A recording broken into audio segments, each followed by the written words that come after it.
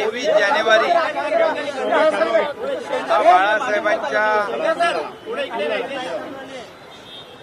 जन्म दिवशी आज जयंती आहे। महाराष्ट्रामध्ये सगळीकडेच विविध उपक्रम कार्यक्रमांचं आयोजन शिवसैनिक करतात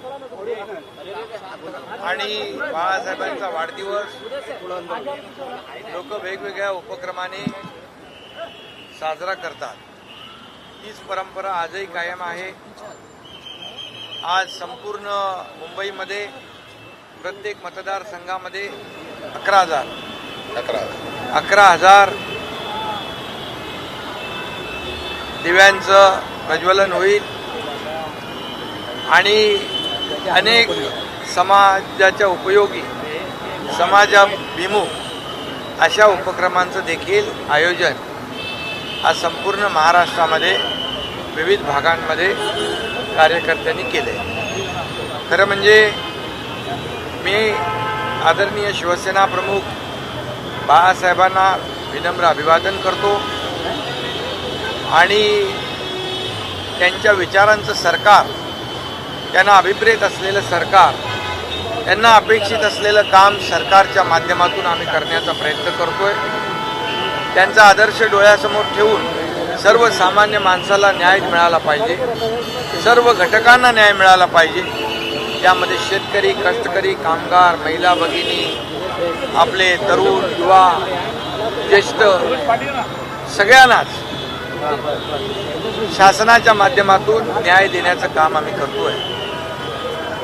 या राज्याचा सर्वांगीण विकास कसा होईल, कारण बाळासाहेब विकासाला प्राधान्य देणारे होते। विकास, सर्वांगीण विकास होण्याच्या दृष्टीने अनेक प्रकल्प आपण मार्गी लावतोय। आज बाळासाहेबांच्या नावाचा आपण हिंदू हृदय सम्राट बाळासाहेब ठाकरे समृद्धी मार्ग आपण सुरू केला। बाळासाहेब ठाकरे आपला दवाखाना आपण सुरू केला। बाळासाहेब नेहमी आरोग्याला, शिक्षणाला प्राधान्य द्यायचे। त्यांच्या नावाच्या अनेक योजना आपण सुरू केल्या, ज्या सर्वसामान्य माणसाला न्याय देणार। शासन आपल्या दारीसारखा अतिशय लोकाभिमुख असा कार्यक्रम आपण सुरू केला। थेट लोकांना सरकारचे निर्णय, सरकारने दिलेले लाभ त्यांच्या दारी जाऊन त्यांना देण्याचं काम देखील आपण केलं। त्यामध्ये 2,20,00,000 लोकांना लाभ झाला।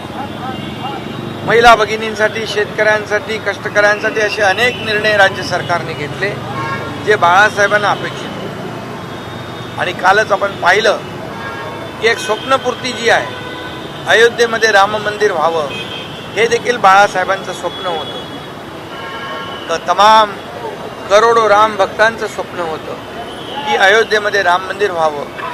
ते राम मंदिर देखील झालं, त्याचं लोकार्पण देखील आदरणीय मोदी साहेबांच्या शुभ हस्ते झालं आणि खऱ्या अर्थाने एक स्वप्नपूर्ती काल आपण पाहिली। संपूर्ण मुंबईत नाही, संपूर्ण राज्यात नाही तर देशभरामध्ये रामनामाचा जयघोष होता। जय श्रीरामचा आवाज सगळीकडे दुमदुमत होता आणि मी म्हणेन की त्यांच्या जयंतीच्या आदल्या दिवशी राम मंदिराचं निर्माण, त्याचं लोकार्पण ही देखील एक बाळासाहेबांना सच्ची आणि खरी श्रद्धांजली या ठिकाणी ठरलेली आहे। आणि म्हणून ज्यांनी हे राम मंदिर उभं केलं, 500 वर्षाचा वनवास संपवला, त्या देशाचे प्रधानमंत्री नरेंद्र मोदी साहेबांना देखील या महाराष्ट्रातल्या करोडो जनतेच्या वतीने मनापासून धन्यवाद देतो। मी त्यांचं अभिनंदन करतो, कारण स्वप्नवत वाटणारं राम मंदिर प्रत्यक्षात आल्यानंतर, प्रत्यक्षात रामलल्लाचं दर्शन त्या ठिकाणी मिळाल्यानंतर लोकांच्या भावना आपण पाहिलेल्या आहेत। सगळीकडे एक जल्लोष होता, जोश होता, दिवाळी होती आणि म्हणून बाळासाहेबांची स्वप्न पूर्ती देखील काल झाली असं मी म्हणेन। साहेब, आज उद्धव ठाकरे म्हणाले की शिवसेना ही माझीच आहे आणि शिवसेना पळवणाऱ्यांचा मी वध करणार आहे, असं त्यांनी म्हटलेलं उद्धव ठाकरे यांनी नाशिकमध्ये। त्यांना रामाने सद्बुद्धी द्यावी एवढंच मी म्हणेन, कारण आपल्या अहंकारापोटी बाळासाहेबांचे विचार ज्यांनी विकले, बाळासाहेबांच्या विचारांना तिलांजली ज्यांनी दिली, सत्तेच्या खुर्चीपायी मोहापायी बाळासाहेबांनी ज्या काँग्रेसला दूर ठेवलं, त्या काँग्रेसला मांडीवर घेतलं, काँग्रेसला डोक्यावर घेतलं, या करोडो महाराष्ट्रातल्या जनतेच्या बरोबर विश्वासघात केला, बेईमानी केली आणि निवडणुका एकाबरोबर, लग्न एकाबरोबर, संसार दुसऱ्याबरोबर, हनीमून तिसऱ्याबरोबर, हे असले धंदे ज्यांनी केले, त्यांनी अशा प्रकारचं बोलणं त्यांना शोभत नाही. त्यांच्या अहंकारामुळे हे राज्य मागे गेलं. आम्ही सरकार पलटवून टाकलं ते या राज्याच्या विकासासाठी आणि या राज्यातल्या जनतेच्या मनातल्या स्वप्नपूर्तीसाठी. त्यामुळे आज आपण पाहतोय की त्याने सर्व प्रकल्प बंद केले होते, ते आम्ही सुरू केले, त्याला चालना दिली. हे राज्य पुढे जात आहे, हे राज्याचा विकास होतोय आणि केंद्र सरकार देखील याला पाठबळ देत आहे. मोदी साहेब या सरकारच्या मागे ठामपणे उभे राहिलेले आहेत, गृहमंत्री उभे राहिलेले आहेत आणि म्हणून परवा दावोसमध्ये जवळपास 3,56,000 कोटींची परदेशी गुंतवणूक आपल्या राज्यात आली. 3 लाखापेक्षा जास्ती लोकांना रोजगार मिळणार आहे. हे या राज्याचं काम आहे, हे बाळासाहेबांना अभिप्रेत असं काम आहे. त्यामुळे त्यांनी बोलताना आत्मपरीक्षण करावं. आज त्यांच्यावर ही वेळ का आली याचं आत्मचिंतन करावं. आज त्यांना लोक सोडून का जाऊ लागले याचा त्यांनी विचार करावा. एका खुर्चीसाठी, एका सत्तेच्या खुर्चीसाठी मोहापायी त्यांनी पूर्णपणे वैचारिक, म्हणजे त्याला म्हणतो व्यभिचार त्यांनी केला. विचार सोडले आणि त्याचं काय फळ मिळालं हे आपल्याला माहीत आहे. आणि आम्ही शिवसेना म्हणून बाळासाहेबांना अभिप्रेत असलेलं काम करतोय.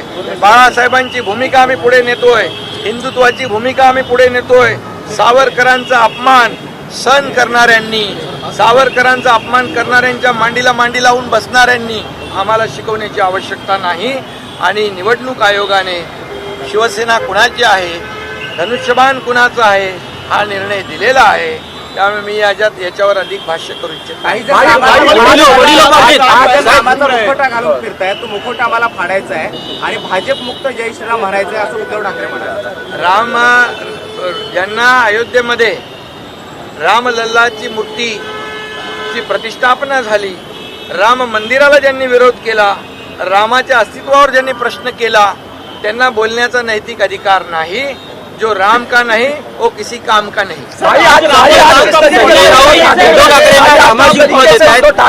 उद्धव ठाकरेंना रामाची उपमा देत आहेत, तर पंतप्रधान नरेंद्र मोदी आणि तुम्हाला रावणाची उपमा देत आहे, त्यांना काय उत्तर द्याल? राम आणि रावण कोण आहे सगळ्या जनतेला माहीत आहे.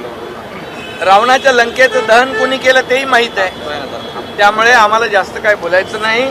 अहंकारी रावण आणि अहंकारी राज्यकर्ते, जसं रावणाचं झालं अहंकारी राज्यकर्ते असता कामा नये. राज्याचं हित कशात आहे ते लक्षात घेऊन राज्यकर्त्यांनी काम केलं पाहिजे.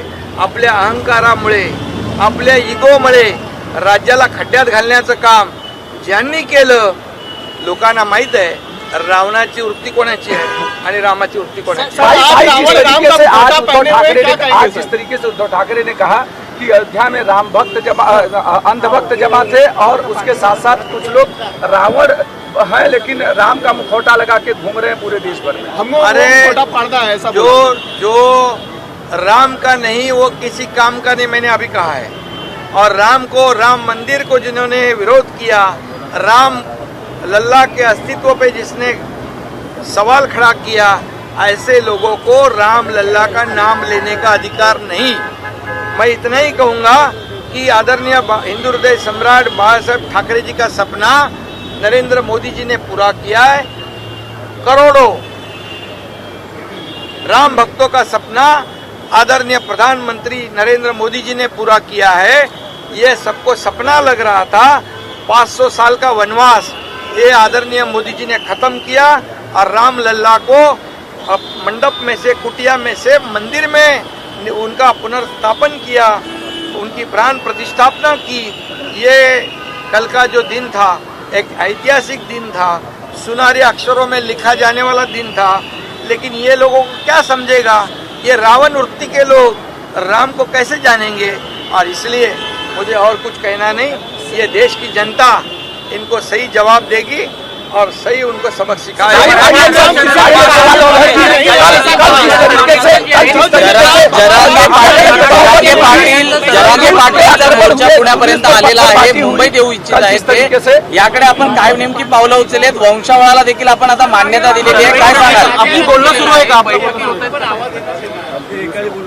मराठा आरक्षणाच्या बाबतीमध्ये सरकारची भूमिका अतिशय स्पष्ट आहे. मराठा समाजाला आरक्षण देण्याचा निर्णय सरकारने घेतलेला आहे. ओबीसी समाज, इतर समाज कुणाचंही आरक्षण कमी न करता, त्यांना धक्का न लावता मराठा समाजाला आरक्षण देण्याची जबाबदारी सरकारची आहे. आणि त्यामुळे जसं जरांगे पाटील यांच्या मागणीनुसार कुणबी दाखले, कुणबी प्रमाणपत्र, कुणबी नोंदी मोठ्या प्रमाणावर शोधल्या, मोठ्या प्रमाणावर सापडल्या. त्याची प्रमाणपत्र वाटपाचं काम सुरू आहे. कॅम्प घेऊन आपण त्याचं वाटप सुरू केलेलं आहे. जवळपास 1.5 लाख लोक त्याच्यावर 3 पाळ्यांमध्ये 3 शिफ्टमध्ये काम करतायत. आणि कुणबी जातीचे, कुणबी ज्या जुन्या नोंदी आहेत त्या शोधण्याचं काम त्यांनी केलंय. आणखी देखील कुणबी नोंदी अगदी निजामकालीन उर्दूमध्ये, फारसीमध्ये, मोडी लिपीमध्ये ज्या आहेत त्या शोधण्यासाठी देखील आपण सरकारने एक्सपर्ट नेमलेले आहेत.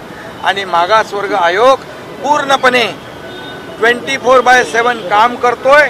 मराठवाड्यामध्ये मोठ्या प्रमाणावर, किंबहुना महाराष्ट्रामध्ये 1.5 लाख लोक 3 शिफ्टमध्ये काम करतायत. संपूर्ण प्रशासन काम करत आहे. गोखले इन्स्टिट्यूट, टाटा इन्स्टिट्यूट हे सगळे लोक त्याच्यामध्ये काम करतायत. आणि हा आयोगाचा अहवाल आल्यानंतर तात्काळ सरकार विशेष अधिवेशन घेऊन मराठा समाजाच्या बाबतीमध्ये जो काही निर्णय कायदा करायचा आहे तो करण्याची पूर्ण तयारी सरकारची आहे. हा शब्द सरकारने दिलेला आहे. त्यामुळे त्याचबरोबर क्युरेटिव्ह पिटिशन सुप्रीम कोर्टामध्ये जी दाखल झाली आहे तिथे देखील एक सुदैवाने एक विंडो आपल्याला मिळाली आहे की तिथं देखील त्याच्यामधून मोठा दिलासा मराठा समाजाला मिळू शकतो. आणि त्याचबरोबर मराठा समाजाला आरक्षण मिळेपर्यंत ओबीसीला असलेल्या सवलती देखील मराठा समाजाला देण्याचा निर्णय जो सरकारने घेतला आहे त्याची अंमलबजावणी सुरू आहे. डिटेलमध्ये आमचे मंत्री या बाबतीमध्ये तुमच्याशी व्यवस्थित सविस्तरपणे बोलतील. परंतु मी एवढंच सांगतो, सरकार पूर्ण सकारात्मक आहे. सरकार मराठा समाजाला आरक्षण देण्याच्या बाबतीमध्ये टिकणारं आणि कायद्याच्या चौकटीत बसणारं आरक्षण देण्याच्या पूर्ण प्रक्रिया जी आहे ती आपण करतोय. त्या बाबतीत सर्वेक्षण सुरू आहे. त्याचबरोबर त्यांना प्रश्नावली दिलेली आहे, टर्म्स ऑफ रेफरन्स दिलेले आहेत. त्यामुळे नागरिकांनी आपली माहिती त्या सर्वेक्षण करायला येणाऱ्या अधिकाऱ्यांना अतिशय अचूक दिली पाहिजे. आणि मराठा समाजाला जे सुप्रीम कोर्टाने जे देवेंद्र फडणवीसांच्या काळात आरक्षण दिलं होतं ते हायकोर्टामध्ये आम्ही टिकवलं होतं. दुर्दैवाने सुप्रीम कोर्टामध्ये ते रद्द झालं. ते का रद्द झालं त्याच्यावर मी आता बोलत नाही. त्याच्यामध्ये कुणाची त्याच्यामध्ये हलगर्जीपणा आहे किंवा नीट प्रेझेंट करता आलं नाही, नीट पुरावे सादर करता आले नाही, त्याच्यावर मी आता बोलू इच्छित नाही. पण ज्या त्रुटी आणि जी निरीक्षणं सुप्रीम कोर्टाने नोंदवली त्याची पूर्तता आता मागासवर्ग आयोग करणार आणि मराठा समाजाला न्याय सरकार देणार. आणि म्हणून आंदोलनकर्त्यांना माझी विनंती आहे, जर सरकार सकारात्मक आहे, सरकार पूर्णपणे चर्चेमध्ये आहे, ज्या ज्या काही सूचना येतात त्याच्यावर सरकार काम करतं आहे. आणि म्हणून यामध्ये सर्वांनी संयम ठेवणं आवश्यक आहे. मराठा समाज बांधवांना देखील माझी विनंती आहे की हे सरकार देणारं आहे, हे सरकार निर्णय घेणारं आहे. त्यामुळे मराठा समाजाने देखील संयम ठेवून आंदोलनाची वाट न धरता या ठिकाणी सरकारला सहकार्य करणं आवश्यक आहे. आणि सरकारने दिलेला शब्द जो आहे मराठा समाजाला आरक्षण देणार आणि ते टिकणारं देणार, कायद्याच्या चौकटीत बसणार देणार, इतर ओबीसी इतर कुठल्याही समाजावर अन्याय न करता देणार, ही भूमिका आजही आमची कायम आहे. आणि म्हणून सहकार्याची अपेक्षा सरकारची. एबीपी माझा, उघडा डोळे बघा नीट.